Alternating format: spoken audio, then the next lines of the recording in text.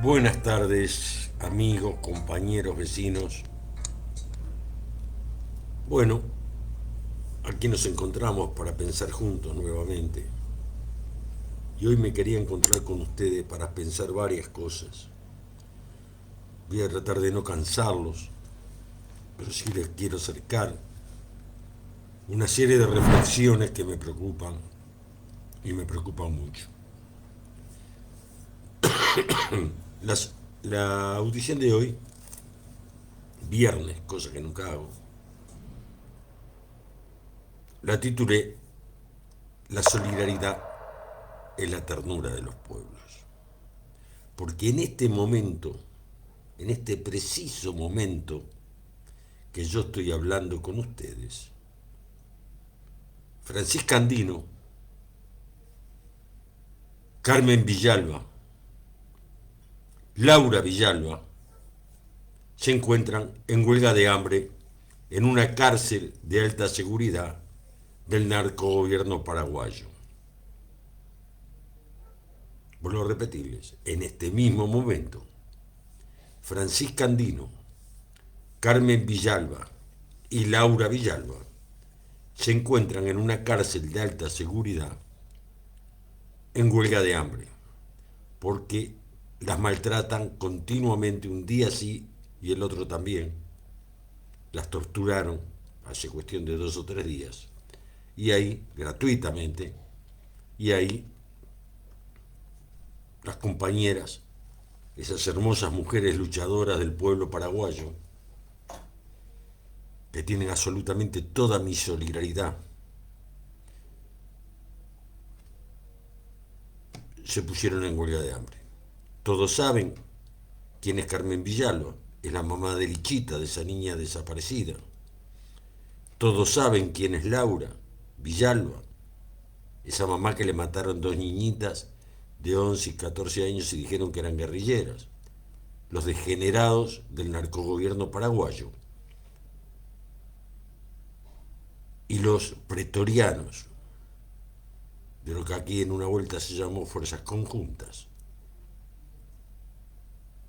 y se tomaron esa revancha sobre las niñas. Hacen desaparecer a una y las otras dos fueron acribilladas a tiros. La ONU, la OEA, organismos internacionales, todos han preguntado, le piden, le exigen los organismos internacionales al gobierno paraguayo que dé una respuesta de esos crímenes. Organizaciones internacionales le piden al gobierno paraguayo que aclare situaciones como es esa, menos el gobierno uruguayo. El gobierno uruguayo hoy está presidiendo la CELAC, está presidiendo el Mercosur, pero cuando fuimos a hablar con ellos, yo ya le conté, en el Ministerio de Relaciones Exteriores nos dijeron que no podían hacer absolutamente nada. Y de esa manera, no haciendo valer el artículo 5 del protocolo del Mercosur, los progresistas, el gobierno progresista uruguayo se convierte en cómplice, colaborador internacional, si le querés decir, del narcogobierno paraguayo. Porque si yo estoy en una sociedad con otros países y ponemos un artículo que es el artículo 5 del Tratado del Mercosur, que le exige cláusulas democráticas, que le exige dar una serie de explicaciones en estos casos, que por este mismo artículo se expulsó a Venezuela en su momento, no se puede hablar. Eso fue lo que nos dijeron, no es el momento, no se puede hablar. Chifla y mira para el costado. Como chiflan y miran para el costado, con todo este tema que se está debatiendo de la violación de los derechos humanos, las expulsiones que está cometiendo el fascista Trump y el terrorista Marco Rubio, quieren mandarnos esa gente para Uruguay, esa pobre gente para Uruguay. Y es verdad, algunos pueden ser delincuentes, sí, cómo no, pero no la gran mayoría.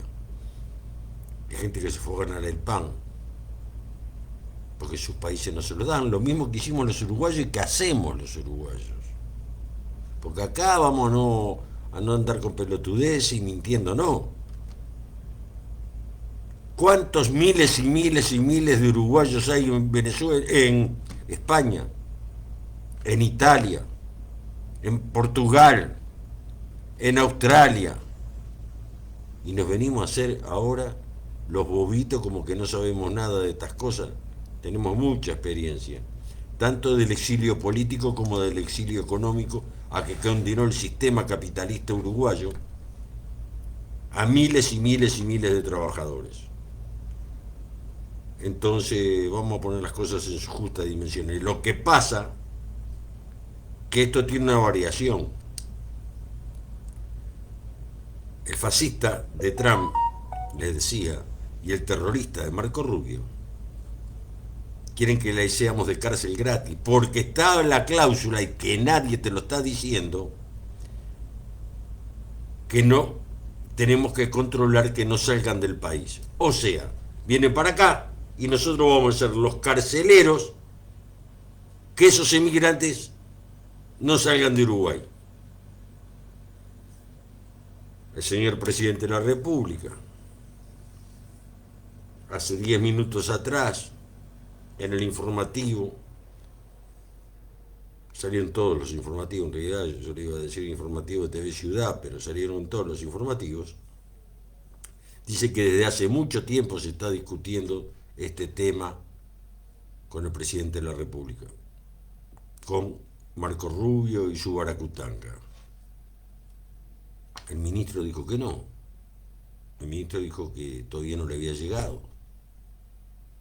Creo que hay una desconexión de información ahí, o el ministro no se la cantó justa, o este muchacho que es el presidente de la República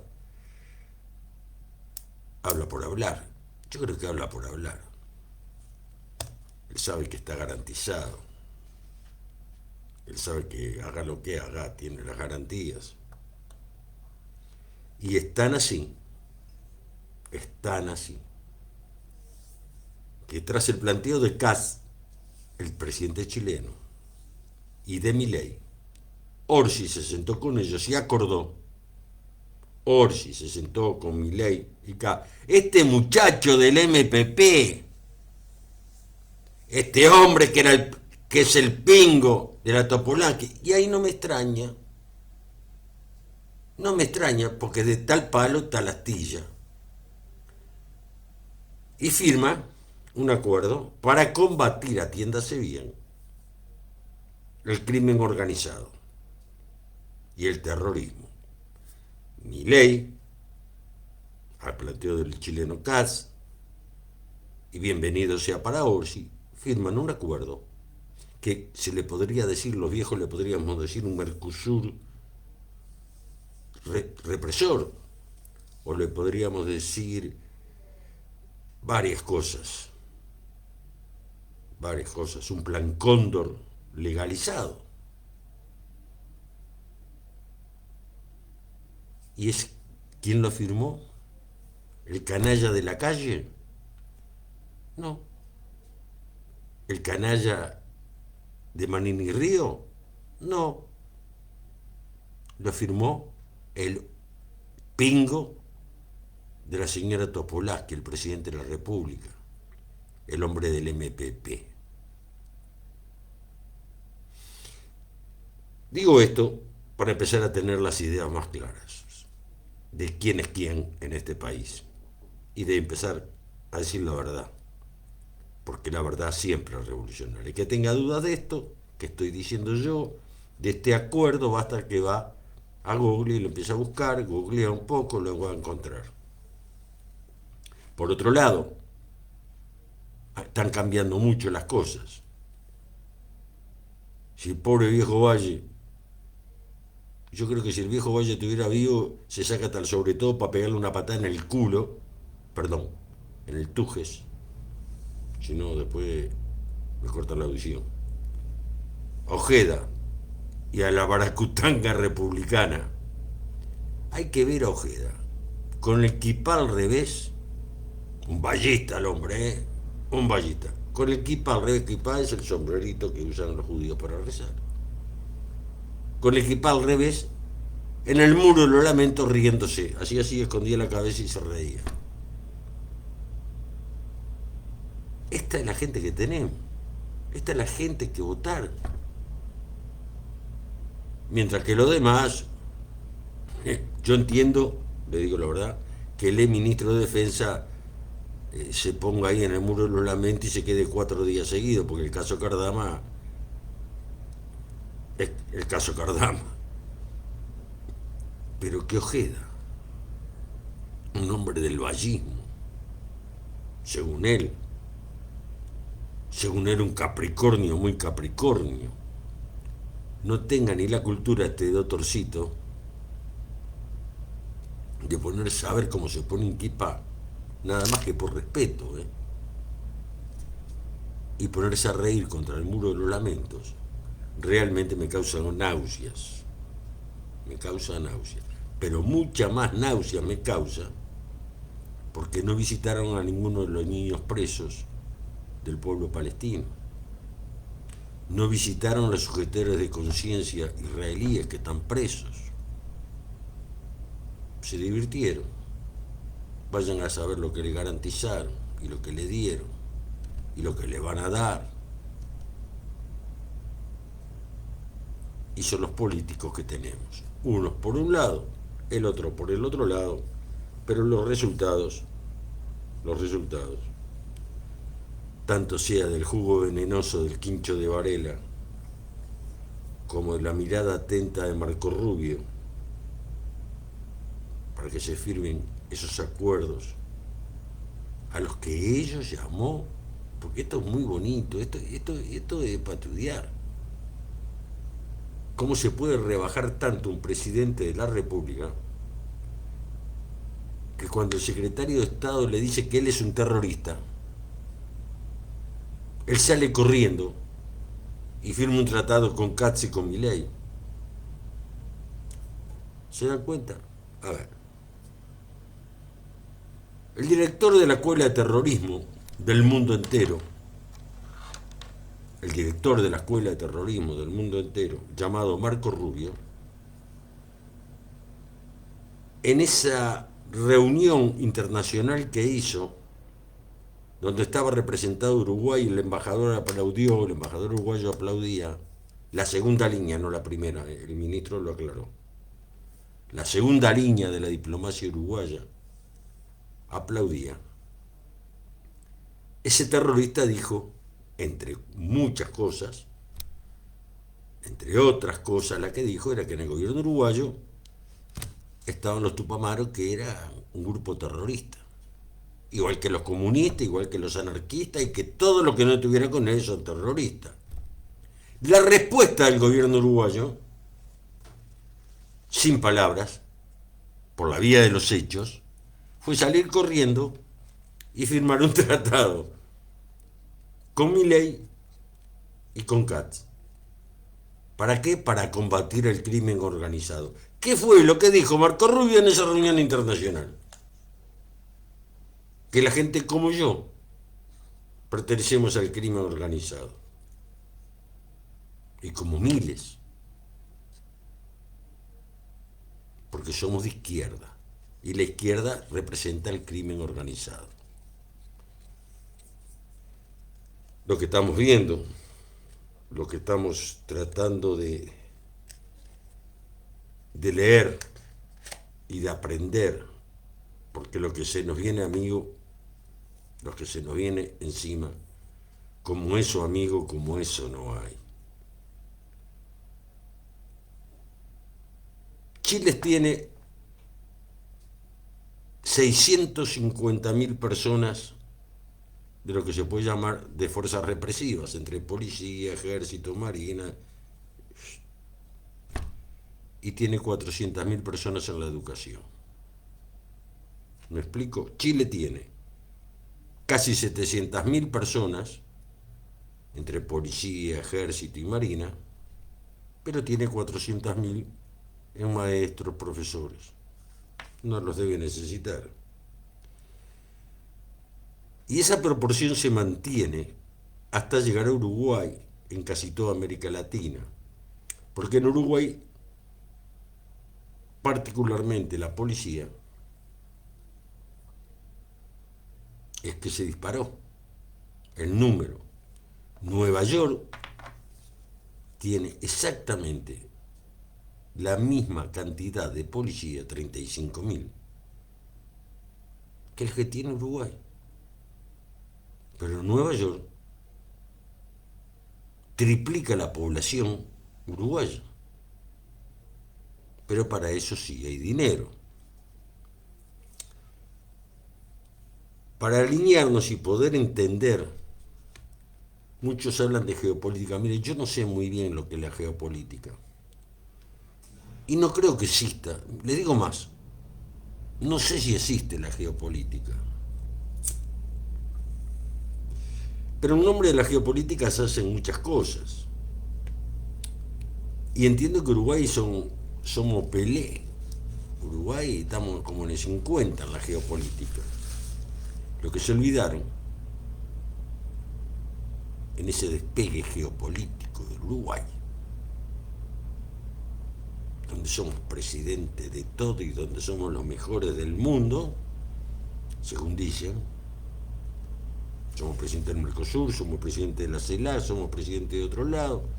Vino la ministra, vino el Banco Interamericano de Desarrollo, que antes era malo, ahora nos trae 5.000 millones para gastar. Y nos dicen, tomen, ustedes son unos cracks. Viene la jefa del Fondo Monetario Internacional, nos saluda, nos abraza y le dice a todos los países latinoamericanos, aprendan de Uruguay. Somos eso. Aquel Fondo Monetario Internacional que era mal. Aquel Fondo Internacional que en los años 90 decíamos, a ver quién fija los salarios. O las empresas o el Fondo Monetario. Ese ahora es bueno. Es bueno. Y es bueno el Banco Interamericano de Desarrollo. Aquel que financió todas las barbaridades del ejército de la dictadura. Y otras cosas más. Y nos trajo 5.000 millones de dólares para gastar. Pero te dicen dónde gastarlos. Y te condicionan dónde gastarlos. Y te dicen lo que tenés que hacer. Toma 5.000 millones de dólares. ¿Vos necesitas 3.000 pesos para comer? ¿Cómo no? Yo te los doy, pero yo te digo lo que comes, cuándo lo comes y cómo lo comes. Eso es lo que pasó con el Banco Interamericano de Desarrollo. Aquel que los tupamaros y los de izquierda decíamos que era malo, hoy es bueno. Y la directora del Fondo Monetario Internacional, antes fue la Lagarde, que la tuvieron que sacar por corrupta y creo que está presa. Y antes de ella fue Rato, el hombre que fundió Caja Madrid y varias cajas más y que prácticamente está preso en España. Y ahora es ella. Es buena, no se equivoque, ella es buena. Porque parecería que cuando llegas sos bueno. Y tan así es que el Corto Buscaglia se mandó una frase una vez que era increíble. Decía, la muerte, hace muchos años atrás, es un sponsor fenómeno. Y es verdad. Y en ese sponsor fenómeno se le hizo un homenaje al ñato Fernández Huidobro en un teatro montevideano, de la cual yo compré ladrillos, mi familia compró butacas, que se llama El Galpón. Varias veces compramos la butaca, varias veces compramos ladrillos antes que estuvieran en 18 de julio incluso. Y le hicieron un homenaje a Fernando Huidobro.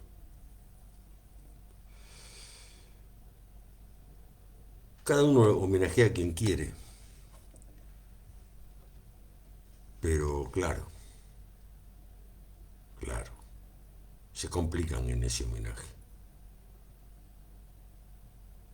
Porque Fernández Huidobro junto con Mujica, fueron los hombres que cuando Fernández Huidobro salía del batallón Florida a golpear a casa que él más o menos conocía, o a cantones que él más o menos conocía, o a personas que él más o menos conocía, iba acompañado por un miembro de la inteligencia militar y les decía que se rindieran. Incluso estando presos, le mandó decir al negro, pobre negrito, que se rindiera 4 veces. Cuando estaba en la isla, solo, verdugueado, le mandaba decir, vos, dice el nieto, que te tenés que rendir, que hables, que está todo bien.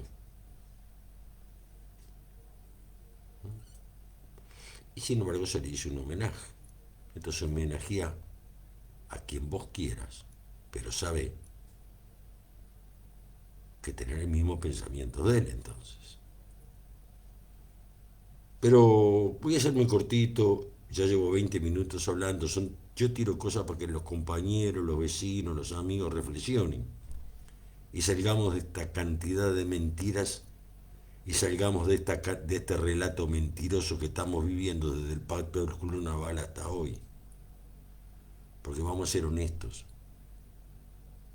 los militares nunca se fueron del poder. Jamás.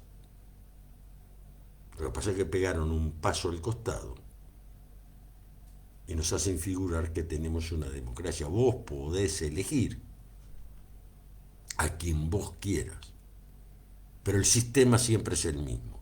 Ya lo ven. Compañeros que cayeron en la lucha, que también eran contra el Fondo Monetario Internacional y contra el Banco Mundial. Hoy, los que pertenecían a esa organización dicen que son buenos, que cambiaron, porque el señor, perdón, retiro lo del señor, el individuo Mujica Cordano, ya lo había dicho antes, el Fondo Monetario Internacional había dicho, cambió, y el Banco Interamericano de Desarrollo es más bueno que antes, y el capitalismo más bueno que antes. Por eso bailaba en el Quincho de Varela con la embajadora norteamericana. No había asado y candombe que la embajadora norteamericana no estuviera. Y hoy tenemos al pingo de la señora Topolánque. ¿Por qué no se dedicará a hacer lo que hacía en el batallón Florida? La señora Topolánque, que siga haciendo torta de frutilla, mientras morían los compañeros a 50, 100 metros. Pero este es el pingo de la Topolánque. Por eso hablé de esa maldita chacra que hasta el día de hoy sigue mandando,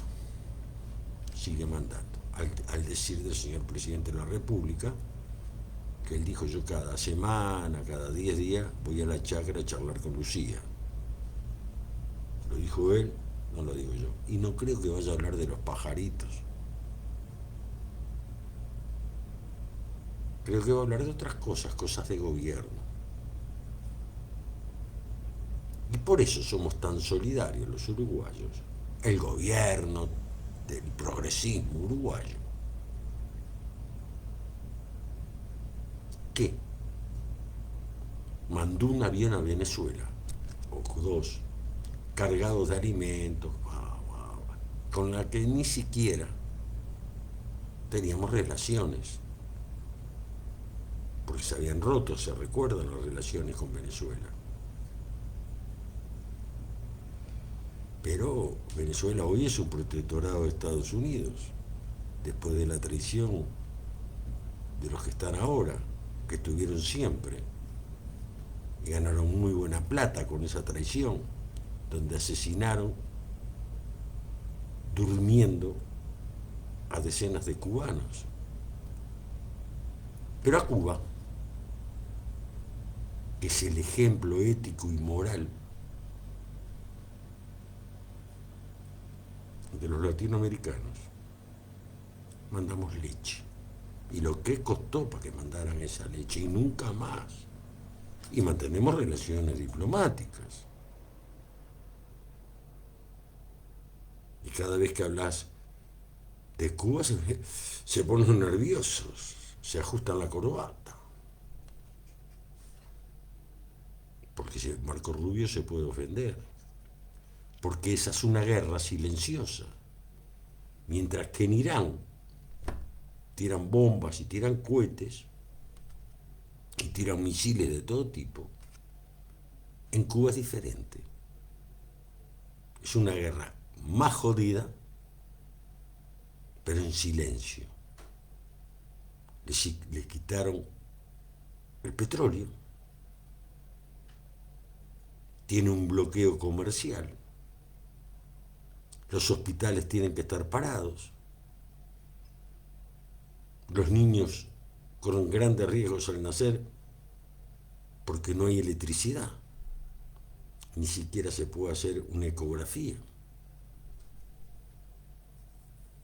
Porque Cuba es mala y ellos son buenos. Y los progresistas uruguayos no toman partido. Mandamos leche, te dicen. ¿Cuánta leche mandaron? ¿Cuántos camiones de medicamentos, como hicieron con Venezuela, mandaron? ¿Cuántos aviones aterrizaron en territorio cubano con ayuda para comer? Pero ahora están dispuestos a aceptar a los gusanos de Miami. ¿Por qué? Porque Marco Rubio se lo ordenó. Algunos nos dicen que eso, como yo no entiendo, algunos dicen que eso se llama geopolítica, esos movimientos. Yo le llamo traición a los principios básicos del ser humano, y le llamo traición sin ser progresista al programa que dijeron que iban a cumplir. Hoy el gobierno no llega a un 47% de aprobación popular. Y si traemos a los gusanos cubanos, ¿qué vamos a hacer con ellos? Canelones ya firmó, cuando no, un acuerdo con el gobierno que si vienen inmigrantes los manden para Canelones. ¿Y saben por qué? Yo se los voy a decir por qué. Porque esto no es nuevo. Lo que pasa es que no se hablaba. Lo que pasa es que no se sabía que un restaurante grande de Atlántida, a través de un sector blanco y de un diputado blanco que se murió, traían cubanos, los metían acá en Canelones, algunos sacaban la sed de identidad, ellos los ayudaban y se iban para Miami. Pero la gran mayoría quedó clavada acá. Y están trabajando por 2 pesos. Vayan a Migas a la ciudad, vayan al Canelones profundo, como voy yo. Y no solamente en Migas es donde hay más. Y los hacen laburar la tierra por 3 pesos, porque aparte no son indocumentados. Algunos con mucha fe esperan que les toque una serie de identidad a ver cuándo pueden rajar. Y otros, como cualquier uruguayo en el exterior, de esa gran inmigración económica que tenemos, y hablamos de los cubanos, de nosotros no hablamos de los demás. Como decía mi vieja, es fácil ver la paja en el ojo ajeno y no la viga en el propio. ¿Qué vamos a hacer con los emigrantes que traigamos? Con las miles de personas, de trabajadores sin trabajo que viven en la calle. ¿Le vamos a dar casa? ¿Le vamos a dar trabajo? ¿Los vamos a insertar en la sociedad? Pero antes de eso, antes de todo eso, señores progresistas, hola Gladys, ¿cómo está? Hola Enzo. Antes de eso, señores progresistas, tratemos de solucionar las miles de personas que están durmiendo en la calle y son uruguayas, son compatriotas. Tratemos de solucionar el tema de los 200.000 puestos de trabajo que faltan. Y la gente no puede trabajar. No nos olvidemos, decía Sumarúa, uno de los dirigentes máximos del plenario intersindical de trabajadores, días pasados en una entrevista, que tenemos 500.000 trabajadores que ganan 25.000 pesos. Hoy, acá en el Uruguay progresista. Y después tenemos unos casi 200.000 que no llegan a eso y que cobran 17.000 pesos en la mano. Entonces, ¿qué vamos a hacer con la gente que traigamos? Porque yo quiero que venga mucha gente. Porque yo como libertario quiero que la gente viva donde se le antoje y donde viva mejor y donde quiera. Pero no nos miren. No podemos seguirnos mintiendo.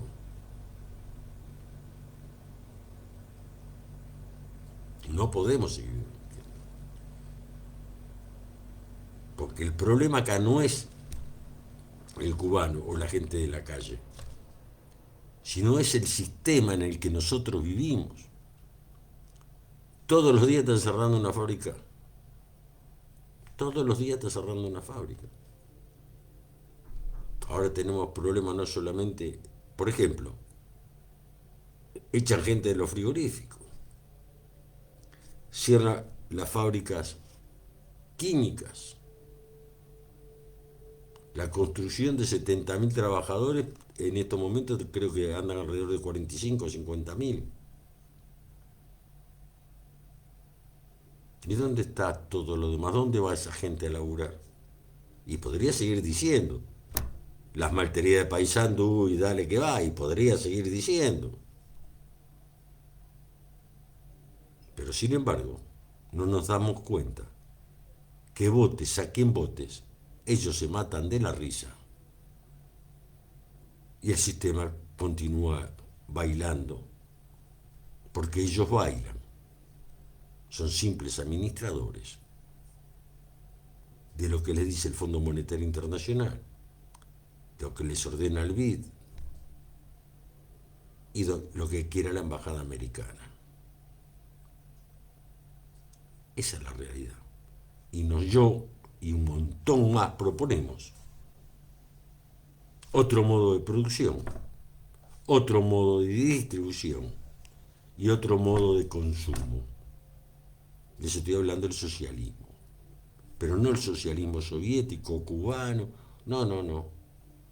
De un socialismo latinoamericano enraizado en los héroes del siglo XIX como don José Gervasio Artigas. De eso les estoy hablando.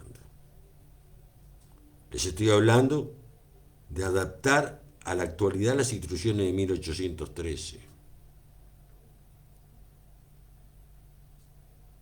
De eso les estoy hablando, no de otra cosa. Podrás estar de acuerdo o no conmigo, pero lo que no podés decir que de aquel antiimperialismo y antioligárquico de los años 70, cuando se funda el Frente Amplio, han dado un giro de 180 grados y hoy somos el mejor país amigo de Latinoamérica, del Fondo Monetario. Hoy somos el mejor amigo del Banco Interamericano de Desarrollo. El Fondo Monetario nos pone de ejemplo, por algo será. Y nosotros seguimos como paparulos, mirando cómo la vida pasa y la gente está cada día más jodida. ¡Hay violencia! Claro que hay violencia. ¿Y la violencia crece? Claro que la violencia crece. Porque la violencia es intrínseca al sistema.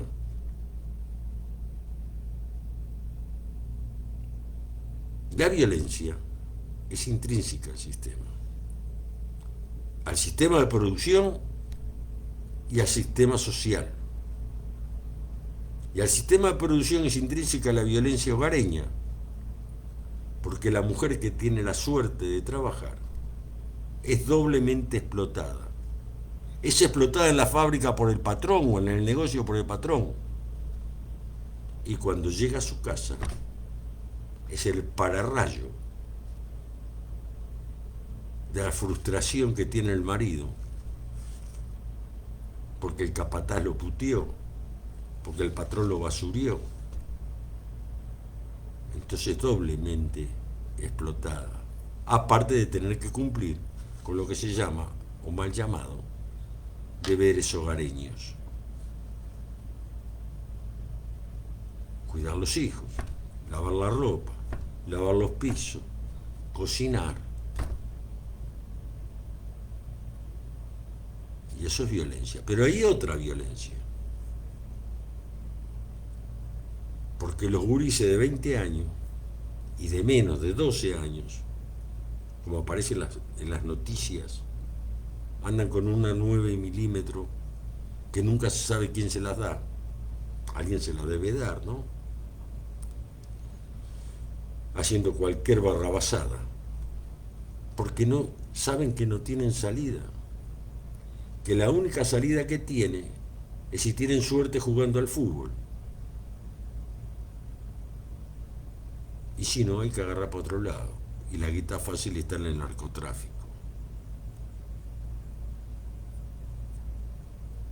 Esa es la realidad del Uruguay.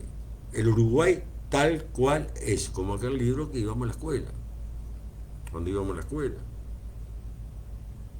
¿Qué salida tiene un joven de un barrio obrero donde el padre fue echado del trabajo, donde le cortaron la luz y el agua porque no las pudo pagar, donde comen salteado y mira así para los costados, ve a los hermanos, ve al padre frustrado? Y es como decía el tango: si no ayuda a Dios, que ayude Satán. Y Satán aparte da plata. Entonces pasa por un ranchito de un asentamiento y de repente te encontrás un televisor gigante, pantalla plana, y te encuentras adentro del ranchito una excelente computadora, y en otros, aparte te encontrás un buen coche parado en la puerta. Y a nadie se le ocurre, porque no conviene, preguntar: che, vení, ¿cómo hiciste para comprar el coche? ¿Cómo hiciste para comprar ese televisor de pantalla plana que vale una guita? ¿Y esa computadora, de dónde la sacaste? Nadie pregunta. Porque son funcionales al sistema. El sistema capitalista quiere eso. El sistema capitalista se afianza en el caos social, que es lo que están tratando de hacer en Cuba. Que explote la sociedad porque no hay, tienen 20 horas de apagón, porque no hay para prender. Ahora parece que los chinos están haciendo ahí unos parques eléctricos, que la gente se muera en los hospitales, que no haya combustible para la ambulancia. Eso es lo que están haciendo. Y también, además de trabajar, las mujeres fuimos capaces de tener esposo, familia y militar, y estudiar e investigar. Es verdad, querida compañera Gladys, así es. ¿Tá? De los gloriosos años 70 tenemos conciencia de clase. Así es. Así es mi compañera. Así era mi vieja. Así era mi padre. Porque a mí no me da vergüenza decir que cierro los ojos, tengo 75 años, cierro los ojos y veo a mi padre lavando el piso de casa, mientras la vieja cocinaba. O no me da vergüenza decir que mientras la vieja lavaba, y nos dejaba tender, porque una casa muy chiquita, la dejaban tender en la casa de una vecina, el viejo cocinaba. Yo vengo de esa familia, vengo de una familia de laburantes. Y no me da vergüenza decir eso. Estoy orgulloso, porque los dos tenían conciencia de clase. Y yo aprendí cómo era el comportamiento de un hombre de esos que se viste por los pies y sabe ajustarse bien el cinturón para afrontar la vida. Venga lo que venga y de dónde venga. Y sin embargo, lo que tenemos hoy, lamentablemente, qué triste, de izquierda quedó el nombre nomás. Sí, es verdad, Marcelo, es así como tú decís. Porque yo me recuerdo a mi viejo dándole un beso a mi vieja ahí en la calle Gaudí, diciéndole: me voy a la reunión del sindicato. Y se iba para el sindicato. Yo me recuerdo en los años 70 que en los comités del Frente Amplio, en los cuales yo ayudé a fundar, Blanqueada 1, Blanqueada 2, Heber Nieto, yo y mi compañera, donde la gente corría los muebles para el costado y te daba el espacio para que te pudieras reunir, como fue el primer comité de base de la Unión, en la calle Cipriano Miró, en la casa de un viejo socialista. Mudó su cuarto para el fondo y dejó la pieza de adelante para que no hacer un comité del Frente Amplio, que donde se discutía todo y de todo. Se discutía de política, se discutía de economía, se discutía de todo. Y el pueblo iba creciendo aunque nos equivocáramos. Hoy pasás por la puerta de un comité del Frente Amplio y te dan ganas de llorar. Esa luz amarillenta y los jefes sentados atrás, que se creen jefes, no son jefes de nada. Y después vienen 2 o 3 galopinos y les pasan por arriba y le dicen: che, no jodas.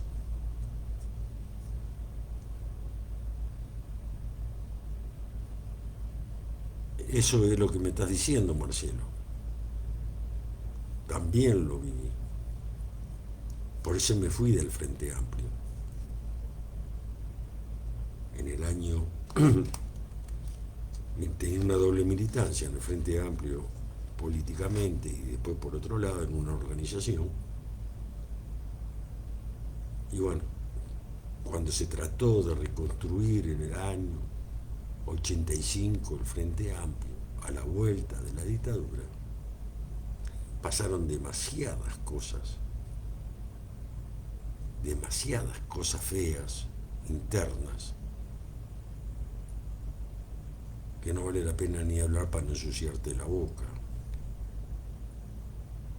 Pero no obstante eso, al Frente Amplio le queda muy poco, porque hoy el Frente Amplio es homogeneizado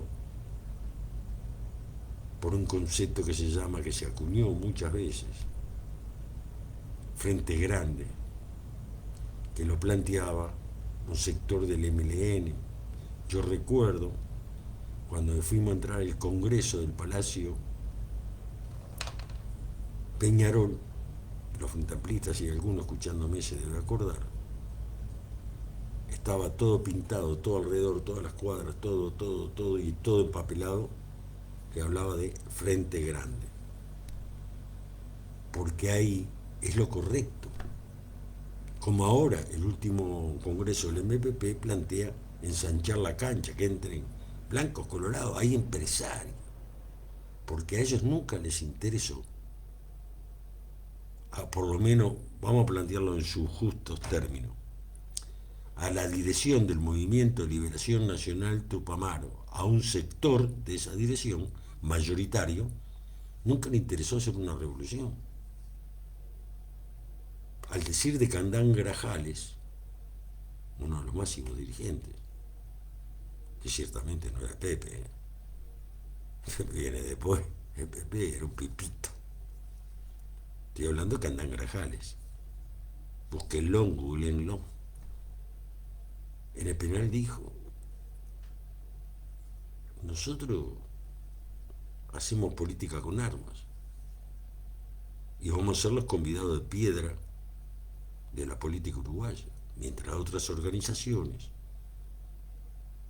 como el Grupo 22 de Diciembre, como las Fuerzas Armadas Revolucionarias Orientales que estaban en el plan de la estrategia del Che, o como la Organización Popular Revolucionaria 33 Orientales. Queríamos cambiar la sociedad, queríamos cambiar el sistema, queríamos 8 horas para trabajar, queríamos 8 horas para descansar y estar con nuestras familias, estar con nuestros hijos, poder estar al lado de ellos y educarlos, y 8 horas para dormir. Nosotros luchábamos por una sociedad así, sin explotados ni explotadores. Por más triste, Marcelito, que sea, hermano, como decía Fidel, los hombres pasan, los sistemas se derrumban, y mirá lo que está pasando con el imperialismo yanqui. Y las ideas nobles, están y se quedan, son permanentes. Porque es así, porque esta lucha lleva muchísimos años. Y tengo que hablar para despedirme de ustedes de otro sátrapa, otro HDP. Digo así porque si no después me cortan. Otro HDP que tiene presa a Gabriela Gallardo, una educadora social que trabajaba con la gente que vende en la calle, empanada, torta frita, y ella también vendía en la calle. O tengo que hablar de Omar, el querido compañero Omar Campoverde, y de los compañeros del movimiento Tierra y Libertad, movimiento guevarista Tierra y Libertad de Ecuador,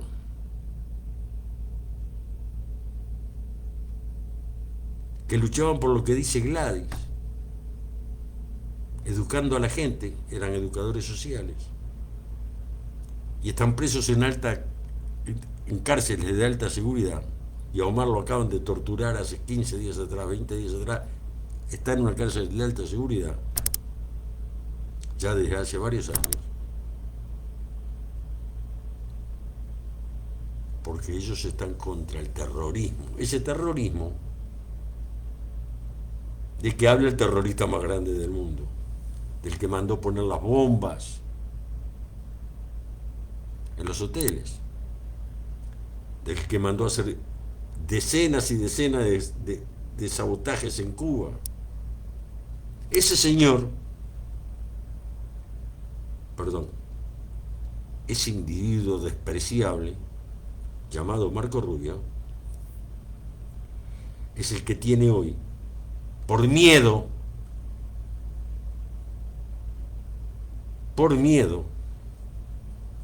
a los gobiernos latinoamericanos bajo su pata, incluyendo al gobierno uruguayo. Parece que le da pastillitas de diarrea, porque con él hablan, con él negocian, a él lo aplauden, ¿saben? La segunda línea de la diplomacia uruguaya lo aplauden. Ahora, la segunda línea de la de diplomacia uruguaya no es autónoma, porque si comete un error así, porque lo quieren hacer pasar como un error, hay que sacarlo inmediatamente. No lo van a tocar, no se preocupe, porque no es autónoma. Pero para saber,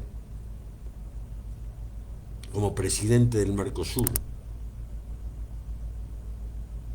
dónde está Lichita, la hija de Carmen Villalba, hecha desaparecer por el gobierno paraguayo, no se puede hablar. Eso no se puede decir, no. Hay problemas más gigantes, hay problemas más grandes con Paraguay. No podemos hablar de eso. Y esto que digo yo no es que me lo estoy inventando, porque se pidió con varias asociaciones de derechos civiles y de derechos humanos uruguayas una entrevista en el ministerio con el señor ministro. El señor ministro no estaba, nos atendió la directora de Derechos Humanos y el director político del Ministerio de Relaciones Exteriores. Y nos contestaron esto. No se puede. No se puede. Le decimos, estamos hablando de niños desaparecidos en democracia. No estamos hablando de astronautas o de platillos voladores. Estamos hablando de niños secuestrados y hechos desaparecer en democracia, como hizo Gabazo y varios acá, que todavía los estamos buscando. Estamos hablando de niñas de 11 y 14 años asesinadas por el ejército paraguayo en democracia. Porque esa es la democracia. Y te dicen que no se puede hacer nada, que ni siquiera hablar. Pero sin embargo, con Estados Unidos y con los atropellos éticos, morales, que está haciendo en todo el mundo, incluyendo en Uruguay, con ellos se puede hablar. Nos dimos cuenta de lo que estamos hablando, como lo dijo el presidente hoy. Porque él, hace un ratito atrás en el informativo, de las 19 horas, el presidente dijo eso. Dijo, hace meses que venimos hablando nosotros con los norteamericanos. Y venimos viendo ahí, dibujando cómo puede ser. Con ellos se esfuerzan. Pero ese presidente, ese pingo, no es capaz, cobarde, miserable, para que quede claro, porque no te tengo miedo, de preguntar qué pasó con esas dos niñas asesinadas y dónde está Lichita. Ese es el gobierno progresista uruguayo. Amigos, compañeros, hablé 59 minutos, o sea, una hora, me dice acá la computadora. Yo solamente quiero decirle gracias por prestarme sus oídos. Yo no quiero tener razón de nada, pero sí quiero que ustedes piensen con su propia cabeza y digan, el pelado se equivocó en un montón de cosas, pero en esto tenía razón, porque somos los de abajo. Nosotros somos los de abajo, la gran mayoría. Ellos son la oligarquía política, sea quien sea. Y nosotros, los de abajo, nos tenemos que organizar e ir por ellos. Porque como decía una vieja canción, cuando la majo se mueve, los de arriba se ponen nerviosos. Gracias por estar ahí. Arriba los que luchan y no transan. Salud y revolución social. Nos vemos en cualquier momento. Gracias, compañeros.